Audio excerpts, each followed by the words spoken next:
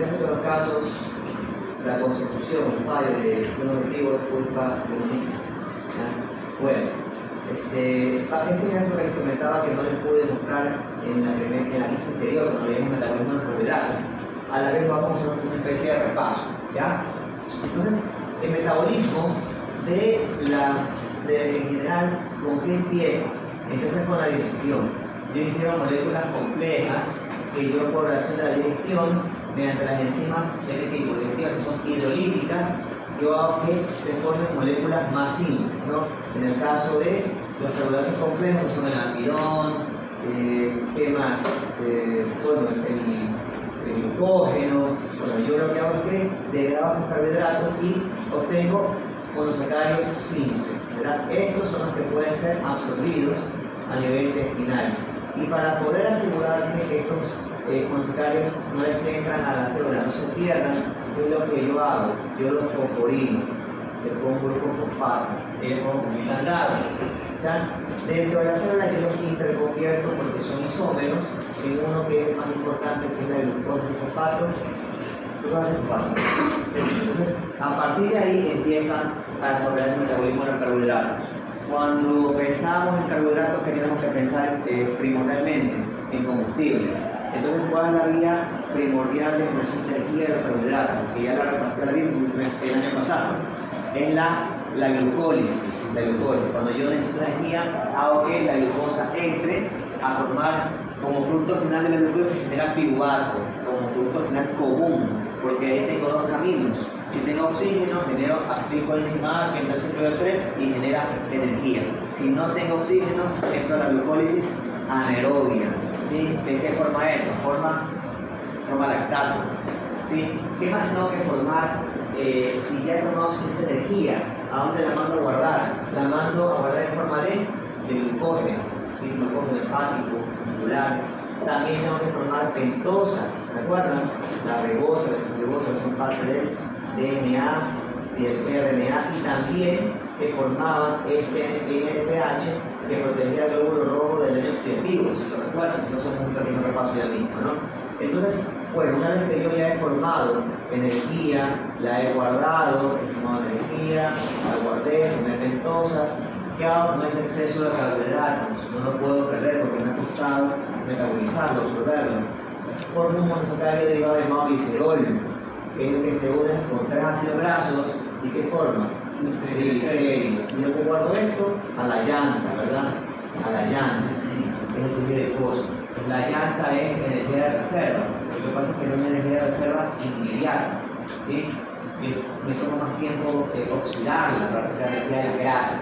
Pero si yo necesito, oxido la llanta y como estoy condicionado, ya otro ciclo de Krebs y genero energía. Diferentes reductores y ATP. ¿Qué más? Si ya he formado todo esto, también puedo formar a partir de piruvato aminoácidos, ¿sí? Que pueden entrar al ciclo de Krebs. Entonces miren cómo hemos hablado brevemente de ácidos grasos, hemos hablado de ácidos nucleicos, hemos hablado de proteínas, aminoácidos, hablando recién del metabolismo de los carbohidratos, ¿sí? Ese es el cuadro que me faltaba ahí explicarles, ¿no? Brevemente, porque esto creo que lo expliqué al final, esto de la vía de las pentosas, que si no me equivoco aquí había una compañera que tenía esta anemia, ¿sí? Si no me equivoco, la anemia por dentro de hidrogenasa, ¿verdad? ¿Quién era que tenía anemia? No está. Bueno, un breve repaso, porque me parece que eso ya fue al final y estamos también todos organizados, ¿no? ¿Por qué el glóbulo rojo tiene que, ¿por qué yo activo esta vía de las pentosas? ¿Sí? ¿Que se deriva de dónde? A partir del glucosa fosfato. Porque tengo que formar evidentemente las pentosas para aquellas células que tienen núcleo y que tienen que formar ácidos nucleicos, ¿verdad? Pero también esta vía tiene que formar algo llamado NADPH. El NADP es un acarreador de electrones, como el NAD, como el FAD. ¿Y qué es lo que pasa con este NADPH? Que me va a ser útil porque hay una enzima llamada la glutatión peroxidasa, que es una enzima que nos protege contra los radicales libres, que tiene como cofactor, o como coenzima, que sea lo más preciso, glutatión, que es un aminoácido. Pero para que este funcione como cofactor, tiene que estar reducido, tiene que haber recibido un electrón. ¿Y quién le cede ese hidrogenión? Se lo cede el NADPH. Y a su vez, ¿quién le da este hidrogenión al NADPH? Yo se lo quito a la glucosa, que está aquí, mediante una enzima llamada glucosa 6-fosfato deshidrogenasa. Como su nombre lo dice, deshidrogenasa. ¿Qué te pido? Un hidrogenión, te quito ese hidrógeno. ¿Ya? Se lo doy al pH, después se lo cede a glutatión para que esté reducido y funcione esta enzima. Que no protege contra los rayos libres. Si no tengo esta enzima, hay alguien que va a sufrir mucho, que va a ser el glóbulo rojo. Porque miren, siendo el glóbulo rojo una célula ampliada, es decir, que no necesita material genético, destina el 10% de la glucosa que le entra a esta vía, a la vía de los tejidos. ¿Para qué? Para formar NADPH. Porque de esa manera protege a la membrana plasmática del glóbulo rojo del daño oxidativo. Cuando me falta esta enzima, yo tengo una anemia llamada anemia por déficit de glucosa 6-fosfato deshidrogenasa. Anemia hemolítica, porque al tener membrana plasmática sugiere de daño oxidativo, la membrana se rompe y hay hemólisis, ruptura del glóbulo rojo. ¿Ya? No es tan infrecuente porque vimos que una compañera tenía la enfermedad. Y en otro curso también tengo un familiar, un compañero de ustedes. El año pasado tenía casi ningún compañero en un curso. Entonces, las cosas no son raras, sino que no se investigan. Sobre todo van a tener crisis. No es que viven en hemólisis, porque si vivieran en hemólisis estuvieran muertos por hipercalemia. Pero pueden tener ciertas crisis que se exacerban cuando, por ejemplo, consumen o toman antibióticos antimaláricos, antipalúdicos, derivados de las sulfas, o lo más común es gente que consume, por ejemplo, habas y tiene esta enfermedad y le desencadena una crisis. ¿Sí? Yo le preguntaba al estudiante que tenía un primo con esta anemia, le pregunté, ¿y cómo se manifiesta? Se pone pálido, se le baja la presión, tiene una especie de crisis, ¿ya? Y detectaron que era porque comían habas, ¿no? Otra anemia hemolítica también tiene que ver con el metabolismo de los carbohidratos, es un déficit de piruvato-sinasa. Esta regulaba la glucólisis y también el punto de partida de la glucólisis anaerobia. Entonces, si me falta esta enzima, el glóbulo rojo no podría generar, el metabolismo anaerobio no puede generar ATP suficiente para mantener las bombas ATPasa dependientes y no puede mantener el equilibrio de la osmolaridad. Entonces hay diferentes concentraciones de solutos en ambos lados de la membrana. Y como ya hemos visto, eso implica que se ponga ¿qué cosa? El agua. Si se come el agua, puede la célula explotar o arrugarse, puede dañarse. Y también tengo anemia. Se llama anemia por déficit de piruvato-sinasa. Lo interesante es que hablando del metabolismo de los carbohidratos, terminamos hablando de dos enfermedades hematológicas. Es interesante, porque eso fue lo que ya al final les estaba explicando y me parece que no había quedado muy claro. Bueno, ahora sí, vamos a continuar. Vamos a hablar ahora de glucogénesis y glucogenosis.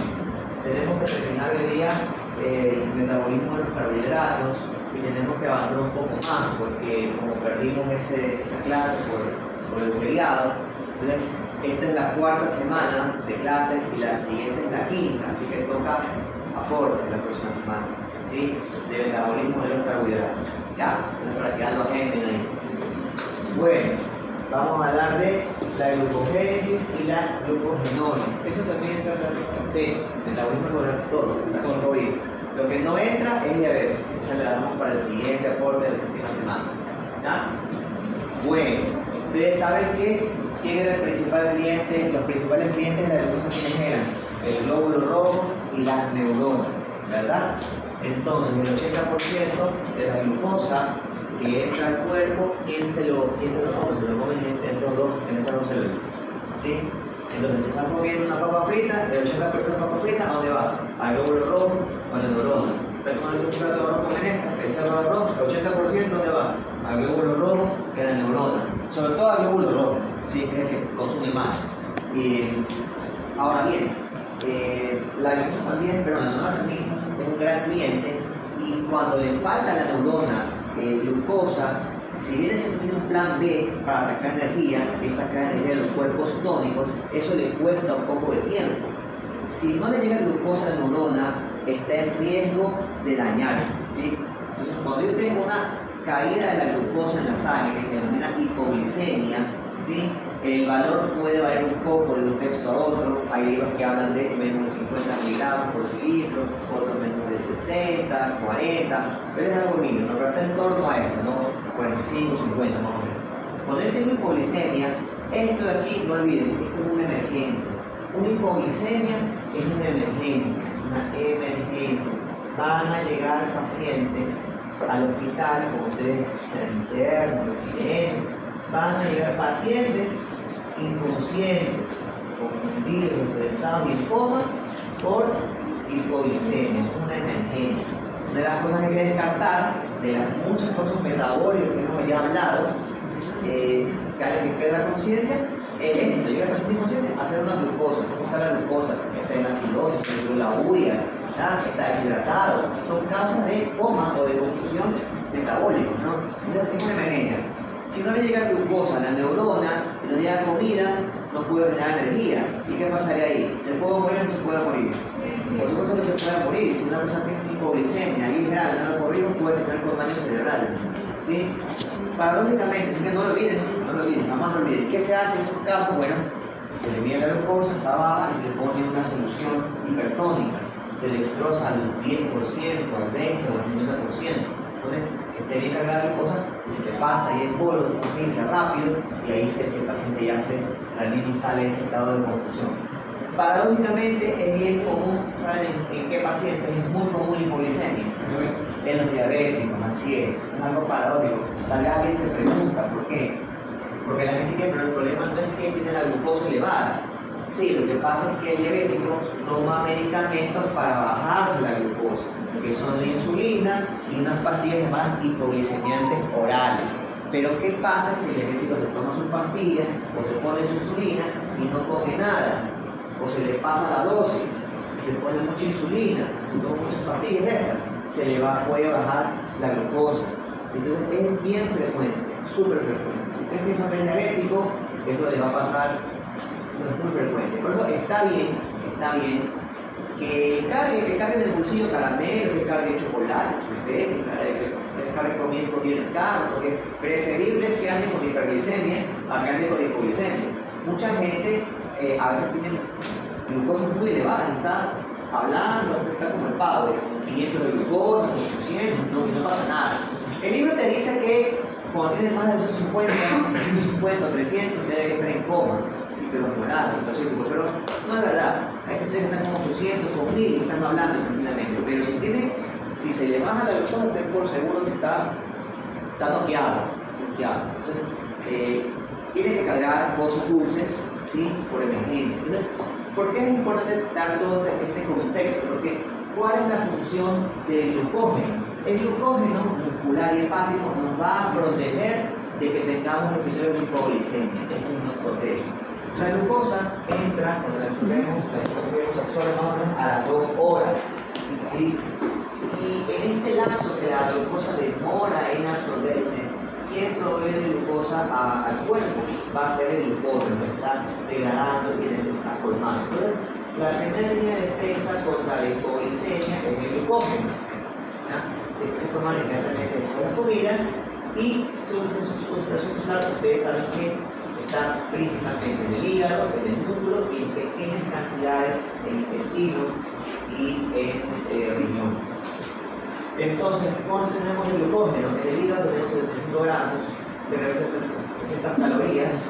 En el músculo hay 250 gramos, que representan 1000 calorías. Y en la sangre apenas hay 10 gramos de glucosa, que representan 40 calorías. Este porcentaje de aquí, cuidado, se confunde. Este porcentaje de aquí hace referencia a la relación del glucógeno con la masa del órgano que está describiendo, no en la masa total, por si acaso, ¿sí? Entonces, bueno, sigamos. Este gráfico aquí es importante. La pregunta, doctor, hay un caso también en una etapa de la diabetes donde el paciente se vuelve muy delgado, ¿no es por eso? Sí, el paciente se vuelve delgado porque empieza a falta de insulina, ya, escuchamos la pregunta del compañero, él dice que hay una etapa en la cual el paciente se pone delgado, diabetes, y es verdad. Cuando la persona tiene diabetes y eso le manifiesta ya totalmente, ocurre que hay una confusión. El cuerpo piensa que no estás comiendo, pero en realidad sí tienes glucosa, lo que le falta es insulina. Entonces, ¿qué es lo que ocurre? Como no estás haciendo la glucosa, piensa que no has comido, va al plan B. ¿Dónde es la reserva de energía? El tejido carbohidrato, la llanta, ¿verdad? El tejido adiposo. Entonces empieza a oxidar el tejido adiposo, empieza a degradarlo. Y ahí está el riesgo de cetoacidosis. Entonces empieza a consumirse la grasa, ¿ya?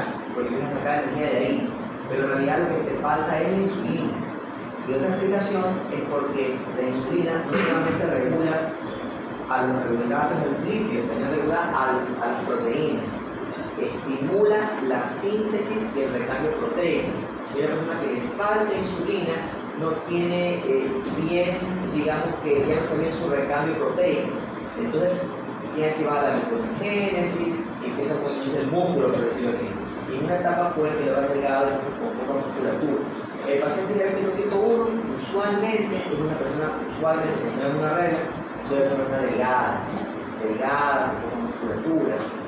Y si tiene diabetes tipo 2, primero está gordito y eso le manifiesta la diabetes, ahí se pone delgado, baja de peso.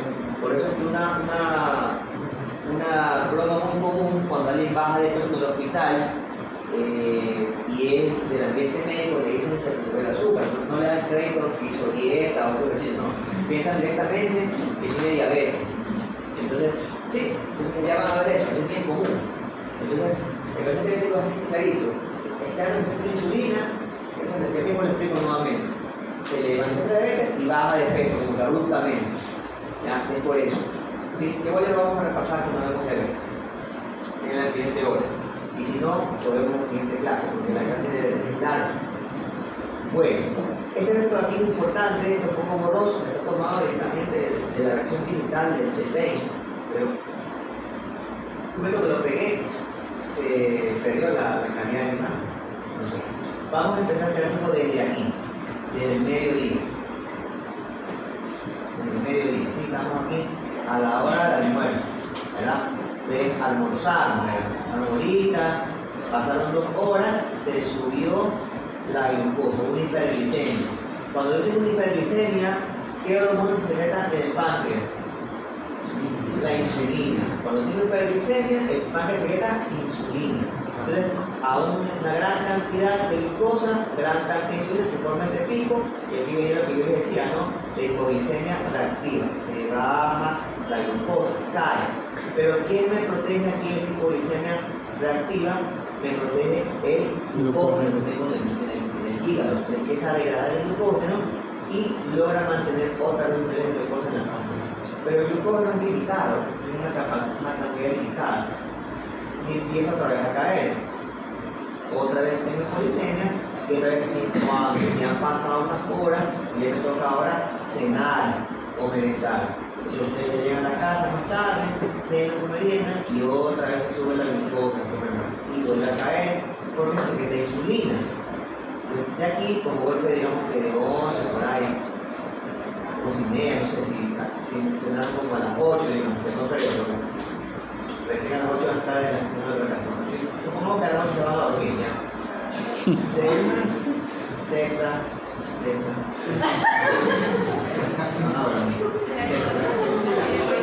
Se van a dormir y como están dormidos no están comiendo, ¿verdad? Entonces, ¿quién me mantiene los niveles de glucosa mientras están durmiendo?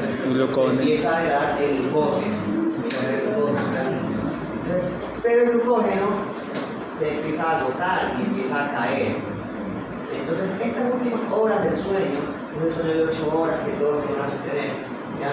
Esas últimas horas del sueño, sí, a la hora 6, 7, 8 más o menos, el glucógeno se está terminando. ¿Y quién sale a nuestra ayuda? ¿Quién se activaba en momentos de ayuno y hipoglicemia? Nos activaba la gluconeogénesis. Entonces, normalmente yo activo la gluconeogénesis cuando tengo, por ejemplo, un sueño largo, durante horas, normalmente es así. horas de sueño y me mantiene la glucosa elevada, está en glucosinogénesis. Esto aquí es importante, no lo olviden, porque esto influye sobre el diagnóstico de la diabetes. Así que no lo olviden, esto es la glucosinogénesis y su aporte de glucosa en la sangre, ¿no? Entonces ustedes ya cogen, se levantan, ¿verdad? Cuando uno se levanta, ¿verdad? Se levanta, como dice el reggaetón. ¿Verdad? Hambre y sueño. No es chévere. La reggaetón es viejo de ser eso, hambre y sueño. Que ustedes ahora son de la época de Bad Bunny. Yo estaba revisando en Wikipedia, no le digo, es rapero. No, es rapero. El rap es parte de la cultura hip hop, que es la música de los 90. Es imposible que pueda ser un rapero, imposible. Porque digan que yo soy un caballero de las cruzadas. Así de antagónica de la edición. Pero bueno, eso sí es Wikipedia, que es rapero. Bueno, entonces se levantan con hambre y sueño, ¿verdad? Entonces se sube la glucosa porque desayunan, ¿verdad? Y algo curioso que les invito que reflexionen es sobre qué están desayunando. Porque miren, cuando uno se levanta en el desayuno, a veces uno abusa y come muchos carbohidratos.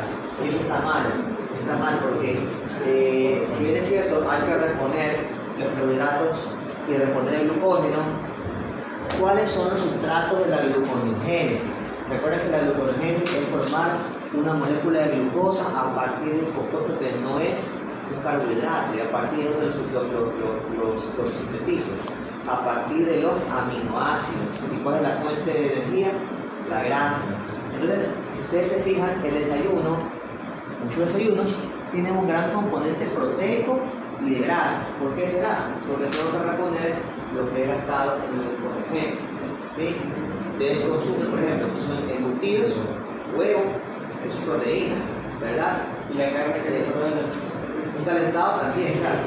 Algo de grasa, aceite ahí. Con pataconcito. Si ustedes se fijan, hay un componente interesante de grasa y proteína que está en el desayuno. Un bolón que tiene grasa, proteína. El plato no tiene proteína. Chicharrón, proteína, grasa. Entonces es interesante porque tiene un sentido, ¿no? Eso debe tener carbohidratos, es todo lo que bueno, desayunan, cae otra vez la glucosa, se degrada el glucógeno, ¿sí? Pasa el tiempo y otra vez a almorzar y otra vez empiezo el ciclo. Entonces, ustedes se fijan, el glucógeno nos protege entre las comidas de los momentos de hipoglicemia y en la madrugada también nos ayuda la gluconeogénesis, nos protege contra la hipoglicemia. La hipoglicemia es algo que nos puede llevar a la emergencia hospitalaria. Ustedes van a ver eso, van a ver que tienen hipoglicemia, tranquilamente. Entonces, la gluconeogénesis,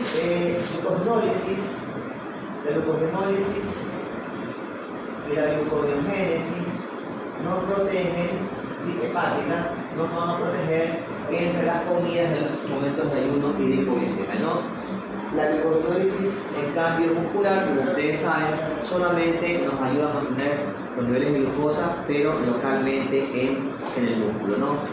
Recordemos que cuando el músculo requiere de energía súbita, ¿qué necesita? Carbohidratos.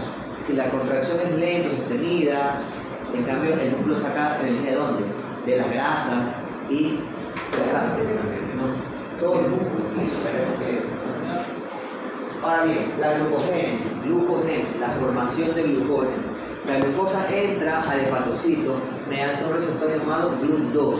El GLUT2, al igual que GLUT1, que estaba en el glóbulo rojo, no depende de insulina. Es decir, no importa si hay o no hay insulina, la glucosa entra al hepatocito. Es indiferente. ¿Ya? Hay otros tejidos que sí dependen de la insulina. Depende del receptor. Entonces, GLUT1, GLUT2, no importa si la glucosa entra. Entonces, en el hepatocito se fosforila la glucosa como el primer paso de la glucólisis, ¿verdad? Y esa fosforilación, ojo, que no la hace la exogenasa, que era una de las enzimas que regulaba la glucólisis. Aquí lo hace la glucokinasa. ¿Cuál es la diferencia? Que la exogenasa se inhibía por la cantidad del producto que formaba. Si había mucha glucosa en fosfato, eso inhibía la exogenasa. En cambio, la glucokinasa no. Si hay mucha glucosa, si hay fosfato, no se inhibe. ¿Qué limita ahí entonces la formación de glucógeno en el hígado? El espacio, porque uno no es encapsulado. Entonces, cuando yo tengo una gran cantidad de glucosa dentro de mi célula, se activan dos cosas, la glucólisis y la glucogénesis, que se activan una gran cantidad de glucosa. Entonces, la glucogénesis hepática empieza aquí brevemente en la vida de la glucogénesis. Se fosforila la glucosa, entra el hepatocito, cambia de posición el fosfato, se transforma en glucosa 1-fosfato, adquiere un comportante llamado el UDP, se transforma en UDP glucosa, que esta que está aquí, que es la que se consumía la semilla del glucógeno, pierde el UDP y la glucosa se empieza a incorporar a las cadenas preformadas de glucógeno que ya están en el hígado, a incorporar glucosa a otra glucosa.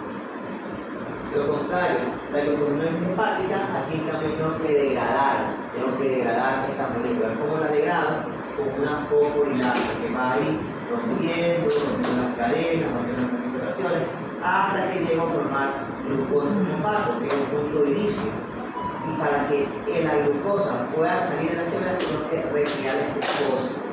¿Cómo se lo quito? Con una enzima llamada glucosa fosfatasa, que también actúa en la gluconeogénesis. Esta es una enzima que no tiene el músculo y por eso no puede salir la glucosa.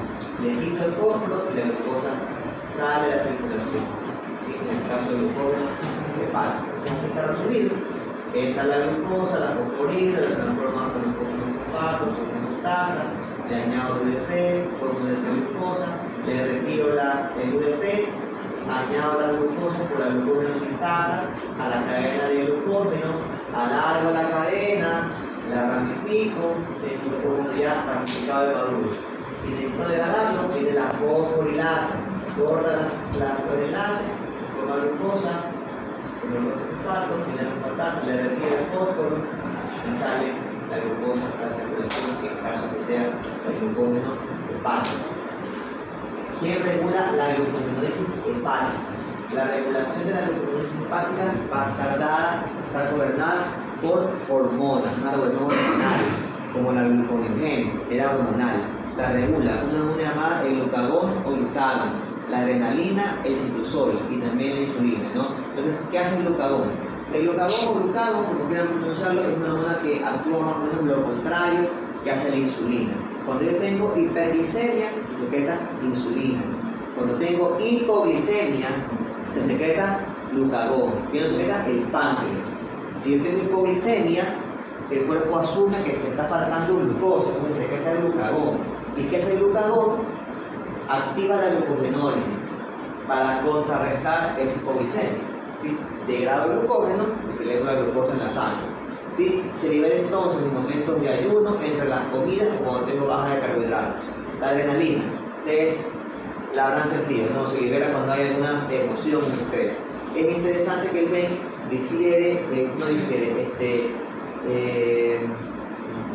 clasifica este estrés como fisiológico, patológico y psicológico. Fisiológico, por ejemplo, cuando estamos haciendo ejercicio, ¿no? En el ejercicio necesito energía con glucosa, ¿no?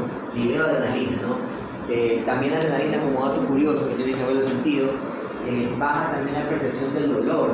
Cuando estamos en pelota, le dan un patazo y una falta, se levanta. No me duele, pero después le duele, ¿verdad? Cuando se pone el efecto de adrenalina o cuando se corta, no me duele, espérate, ¿ya? Entonces se fractura, no me duele, espérate, mismo que te duele. Bueno, patológico, un shock con pérdida de sangre hipovolémico. Ustedes recuerdan que el eje renina, angiotensina-aldosterona, la angiotensina que terminaba formando también catecolaminas, ¿sí? Una de las funciones que hacía catecolamina la adrenalina, que hace que también libere la presión arterial y también se libere glucosa por parte del glucógeno. Y el psicológico, que es cuando tengo una emoción. Y es interesante porque esta emoción puede ser, yo lo defino así, como positiva, como positiva o negativa. La gente se emociona, ¿no?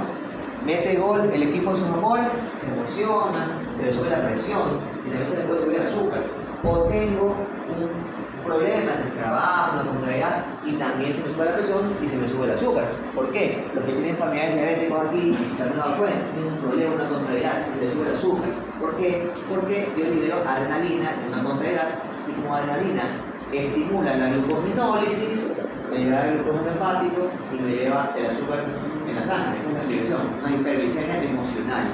Finalmente el cortisol, que es la hormona del estrés, se libera por el estrés también. Una hormona suprarrenal que estimula la glucogenólisis también hepática, ¿no? Es la hormona del estrés. Ahora bien, ¿quién regula la glucogenólisis muscular? Porque esta es la glucogenólisis hepática, ¿sí? ¿Qué hace por si acaso la insulina? Porque esto no lo dice el libro, la insulina, esta de aquí estimula la glucogenólisis. La insulina la inhibe, porque la insulina en cambio estimula la glucogénesis. Ahora bien, esto es en el hígado. ¿Qué pasa en el músculo? En el músculo es algo parecido, es algo mixto. El músculo no tiene receptor para el glucagón, por lo tanto el glucagón no tiene efecto sobre el órgano muscular.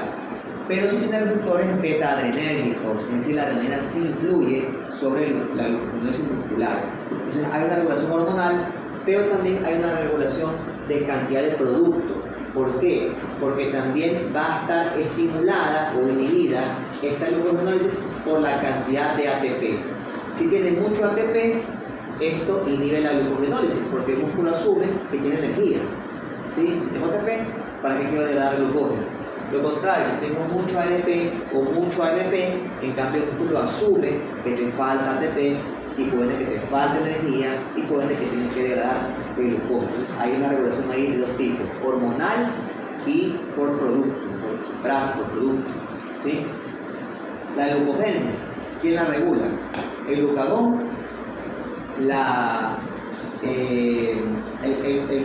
el glucagón la inhibe, ¿no? Y la insulina la estimula. ¿Sí? Son efectos contrarios, ¿no? La insulina con el glucagón. ¿Qué más?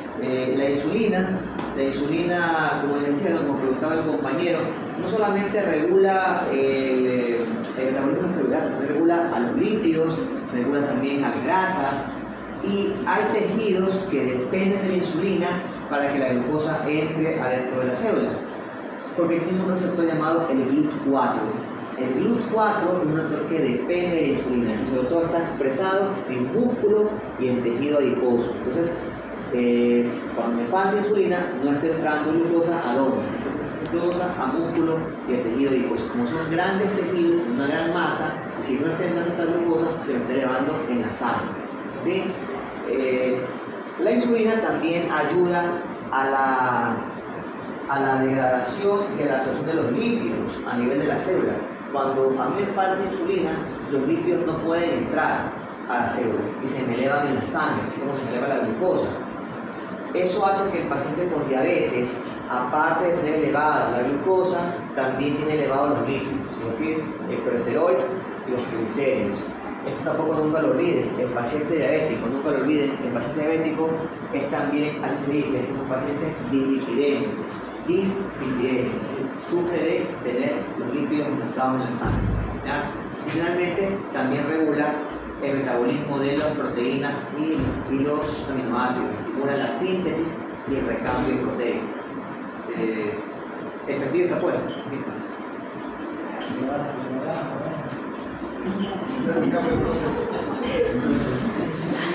Ya más cerrado.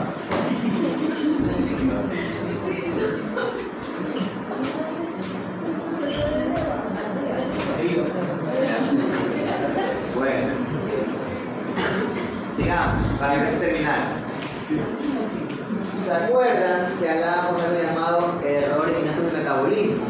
Puede ser que yo tenga la mala pata de que tengo una enfermedad genética y justamente, justamente yo tenga que me falte una enzima que justamente regulaba una vía. Entonces, a las enzimas, estas que faltan genéticamente y que regulan el metabolismo del glucógeno, terminan usando una llamada glucogenosis, que son errores en el metabolismo. ¿Qué pasa básicamente? Termino acumulando glucógeno ¿Y por qué lo acumulo? Porque muy probablemente no lo puedo degradar. Entonces, el otro problema que tienen estos pacientes es que acumulan glucógeno en exceso y no pueden degradarlo, y yo tengo episodios de hipoglicemia, no tienen riesgo de hipoglicemia. Ahora bien, ¿cuál es el problema con acumular una cosa? Bueno, yo lo comparo con esto, ¿no? Todos han visto esos capítulos de estas series de gente que acumula cosas en la casa. Ah, sí. ¿Tú? Ah, ya. Entonces la gente acumula por diferentes motivos, ¿no? Hay gente que es compradora compulsiva, hay gente que empieza a crear afectos a las cosas que compra, no se puede descargar, ¿ya? La cuestión es que la gente empieza a comprar tantas cosas que ya falta el espacio en la casa. Ya no pueden cocinar, no pueden ir al baño, ya no pueden limpiar las casas, se empiezan a acumular la tierra, la suciedad, las plagas. ¿Y cuál es el fin de esto? ¿Qué pasa? Termina saliendo la persona de la casa, porque la casa es inhabitable. Es decir, ya la casa pierde su función. Lo mismo ocurre acá. ¿Qué pasa si yo te lleno de glucógeno el hígado? Te dejo sin hígado. ¿Qué dices? Por supuesto, pues si te lleno el hígado de vacunas con glucógeno y pierdes mitocondrias, pierdes la función del hígado, te quedas sin hígado. Y si te lleno de glucógeno el músculo, ¿qué pasa? Te quedas también sin músculo, ¿ya? Y te puedes quedar, tener problemas cardíacos, problemas renales, aún pierdes el hígado, y encima eso te da riesgo de hipoglicemia, porque no puedes degradar el glucógeno. Entonces, tienes estos problemas. Incluso salen que algunas enfermedades, como siempre les comento a los estudiantes, es mejor aprenderse las enfermedades según alguna escala o según o de forma funcional. Por ejemplo, yo te digo, glucogenosis tipo 1 o glucogenosis por déficit de glucosa 6 fosfatasa. Entonces, es mejor, porque de pronto tú no sabes cómo pronunciar esto, yo no sé cómo pronunciar esto, yo no sé alemán. ¿Ya? ¿Cómo se dice? Entonces, preferir es la función. ¿Ya? Fácil. Entonces, ¿qué ocurre? Tengo esta serie de enfermedades descritas que son un problema del metabolismo del glucógeno, no lo puedo degradar. Yo el año pasado vi una enfermedad de esto, donde llegó un niño con esta enfermedad. Había sido diagnosticado en el Roberto Gilbert, tenía déficit de enzima, ¿qué sufría? Sufría de hipoglicemia, de hipoglicemia. Llegó a tal punto de hipoglicemia que tuvo un daño cerebral. Sí, se murió el niño, tenía 2 años, 1 mes. Entonces, por eso les digo, la hipoglicemia es mortal. Me empezó a bañársele el hígado, la cura, o sea que ya falleció, ¿no? Vi casos en el hospital. No, las cosas no son raras. Si tú no las investigas, son raras. Si tú las investigas, las encuentras. El que busca, encuentra. ¿Ya? Sí, busca, encuentra. Esta de acá, yo tengo la sospecha, es un amigo mío que tiene esta enfermedad. Lo que pasa es que el diagnóstico es con biopsia de músculo. Se tiene que ver en el hepatocito, el glucógeno acumulado. Perdón, en el miocito. Pero no sé qué hace la biopsia. Pero lo sospecho porque aquí hay un caso de en el libro, léanlo. Estos pacientes con esta enfermedad, glucógeno tipo 5 o de McArdle, son pacientes que refieren que cuando hacen ejercicio, a minutos después del ejercicio empiezan a sentirse mal con calambres. Entonces, ¿por qué? Porque no puede degradar el glucógeno, descartando que no hayan calentado bien, no se hayan limpiado, ¿sí? Porque causas de calambre hay muchos, ¿no? Que estén hidratados, que les falte potasio, electrolitos, ¿no? Entonces, no pueden degradar el músculo, teniendo estas calambres, esta fatiga muscular, porque no pueden formar glucosa, ¿sí?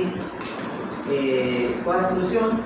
Que tomen una bebida azucarada, no sé por qué está botando el niño, dice tomar parece cierta imagen del mundial de la premiación. Entonces, bueno, la solución es que antes de hacer ejercicio se tome algo con azúcar, una media hora antes o 1 hora antes, para que cuando, en realidad debería ser 2 horas antes, porque 2 horas es lo que demora en absorberse la glucosa. O sea que cuando empiece a hacer el ejercicio, ya esté la glucosa en la sangre circulando, ¿ya? Y entre, y de esa manera no sufra de él, ¿no? yo a este amigo que les comentaba, le aconsejé esto y ha mejorado y ya sufre un poco menos de calambre. Pues, vamos a hablar un poco de diabetes, que es lo que vamos a ver en la segunda hora. La diabetes es el principal trastorno del metabolismo de los carbohidratos, ¿no? A pesar de que es una enfermedad realmente, como toda enfermedad genética, ¿qué es lo que ocurre? Nos falta una proteína, ¿ya? Que es la insulina en este caso. Pero bueno, ¿cómo es el hijo de una madre diabética? El hijo de una madre diabética es grande, niño grande. Cuando el niño está grande en el útero, y nace se llama macrosómico, ¿sí? Ha estado en un ambiente muy dulce, ¿no? Le llega la glucosa en gran cantidad, como que vive en la confitería, ¿ya? Entonces sale gordito, sale grande. Pero esto es malo por muchas razones. Primero, porque ya desde ahí el pobre niño está entrando su páncreas, porque lo obliga a una hiperglicemia, donde que secretar más que cosa, más insulina. Entonces eso ya empieza a sobrecargar el páncreas. Entonces tiene una hiperinsulinemia. ¿Qué pasa cuando el niño nace? Cuando el niño nace, el niño macrosómico de la madre diabética está en riesgo de hipoglicemia. ¿Por qué? Porque cuando está en el útero, la glucosa le llega por el cordón umbilical, le llega rápido, fácil, gratis. Pero cuando ya sale, salta a la cancha, como que dice, va a tener que obtener la glucosa por sí mismo. Entonces, hasta que tome la leche, hasta que coma él, hasta que haga la digestión, hay poca glucosa, pero él tiene mucha insulina. Entonces, está en riesgo de hipoglicemia. Entonces, a tener en cuenta eso el hijo de la madre diabética. Aparte de esto, como ha tenido una gran cantidad de glucosa, probablemente nunca se ha visto forzado a tener que activar la gluconeogénesis, ¿sí? Que también nos protegía la hipoglicemia. Y esto está un poco como que medio dormido, entonces no está muy despierta la gluconeogénesis. Entonces, esto de aquí, más la hiperinsulinemia, lo pone en riesgo de hipoglicemia al momento de nacer. Me olvidé preguntarle a una amiga pediatra, ¿no? No sé si aquí tiene papá o mamá pediatra, ¿qué se podría hacer en estos casos? Yo me imagino que el niño nace y le ponen una vía periférica, y le ponen algo de glucosa para poder contrarrestar la hipoglicemia. Eso es lo que pueden hacer, pero no soy pediatra, entonces ustedes lo averiguan y lo comentan. Yo pienso que tiene más riesgo, porque ya nace con el páncreas estresado. Entonces cuando tú una máquina la sobrecargas, la daña. Entonces eso es lo que le pasa a la persona obesa. Entonces insulina, que está sobrecargando el páncreas. Ya vamos a ver en la siguiente hora. Y si no, lo vamos a ver en la próxima clase. ¿Qué pasa con el opuesto? La madre desnutrida. Tenemos un niño con bajo peso, ¿sí? Que no tiene mucha materia prima, tiene poco glucógeno y que también tiene poco tejido adiposo y poca musculatura. Entonces, tengo poco glucógeno, estoy en riesgo de hipoglicemia. Y si tengo poca grasa y poca proteína, no puedo activar la gluconeogénesis. Entonces, acá también tengo riesgo de hipoglicemia por poco glucógeno y porque no tendría con qué activar la gluconeogénesis. ¿Y cuánto tiempo puede suceder Un niño. Bueno, no soy pediatra, pero entiendo yo que lo que se es que nace y toma las medidas preventivas, ¿no? Por ejemplo, ahí se ve que está en una prematura, tiene puesto una vía, si ustedes se fijan en dónde, en el cráneo, aquí. Entonces, mira, ya tiene puesto una vía, ya tiene glucosa, aminoácidos, ¿no? La cuestión es que nazca vivo. Y nace vivo y hay una unidad de neonatales bien parada en esa necesidad de salud. Tienen que ir a sacarlo, tienen que hacer que este producto salga adelante, ¿no? Acá, por ejemplo, esta parte que tiene AS, porque tiene una sonda, parece, un tubo, parece, un tubo de alimentación, parece.